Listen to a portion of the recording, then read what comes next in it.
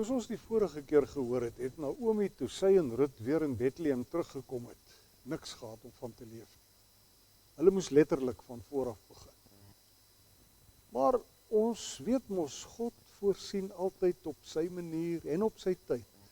So in die tyd wat Naomi en Rut teruggekom het uit Moab, was dit oestyd in Bethlehem se omgewing. En soos die gebruik was, kon armes koringare in die landerye gaan optel om daarvan meel te maal vir brood. En Naomi stuur toe vir Rut na 'n sekere man met die naam Boas se land toe. Boas was 'n ryk familielid van Naomi se oorlede man en hy het hulle van die begin af vriendelik behandel. Toe Boas op 'n keer vir Rut sien are optel, vra hy vir sy voorman: "Wie is daai meisie?"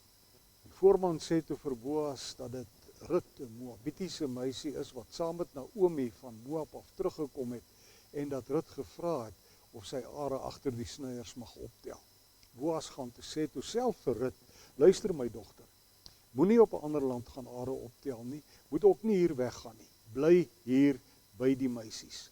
Bly op die land waar hulle oes en volg hulle. Ek het die mans aangesê om jou nie lastig te val. En wanneer jy dors is, gaan na die waterkruike toe en drink van die water wat die werksmense vir hulle geskep het." Rut het toe diep gebuig voor Boas en gevra: "Waarom is jy so goed vir my en stel jy belang in my, 'n buitelander?" Boas se antwoord aan haar was: "Ek weet van alles wat jy vir jou skoonma gedoen het na die dood van haar man en dat jy jou ouers en jou geboorteland verlaat het en na 'n volk toegekom het waarvan jy van tevore niks geweet het nie. Mag die Here jou beloon vir wat jy gedoen het. Mag jy 'n welverdiende beloning ontvang van die Here, die God van Israel, onder wie se vleuels jy kom skuil het."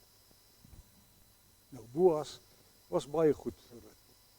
En hy het sy werkers beveel om haar nie te pla as sy koringare optel nie. En hulle moes selfs van die are ekstra laat val, sodat sy dit kon optel. En Rut het toe daardie dag tot die aand toe are opgetel en aan die einde van die dag kon sy omtrent 13 kilogram koring huis toe vat. En toe Rut die aand by die huis vir Naomi alles vertel het, het Naomi vir Rut die raad gegee om daardie nag, terwyl Boas slaap, in sy bed in te kruip. Rut het dit toe gedoen.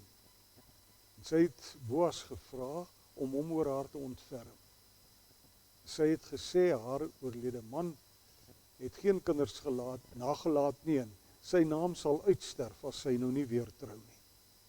Boas kon egter nie dadelik toestem om met Rut te trou nie, want daar was nog 'n man wat nader familie van Naomi was as Boas. En die volgende dag is hulle toe na die stadspoort toe om die man te gaan vra of hy sou belangstel om met Rut te trou. Die stadspoort was in daai tyd die plek waar regspraak beoefen is en transaksies gedoen is. Boas het die man toe genader wat die eerste verpligting teenoor Rut gehad het en hom gevra of hy die reg om sy familie se naam in die lewe te hou wil uitoefen en of hy die stuk grond wat aan Naomi se oorlede man behoort het wil koop. Die man weier toe en hy gee as teken daarvan dat hy afstand doen van sy regte sy sandaal aan Boas. Dit was hoe gewys is in daardie tyd dat so 'n transaksie beklink is. En so het Boas die reg verkry om die grond te koop en om Naomi se skoondogter Rut as sy vrou te neem. Lees gerus self die mooi verhaal in Rut 4 vers 5 tot 10. Kort na hulle troue het Boas en Rut 'n seentjie gehad wat hulle Obed genoem het. Obed weer het 'n seun gehad met die naam Isaai. En Isaai was die pa van koning Dawid.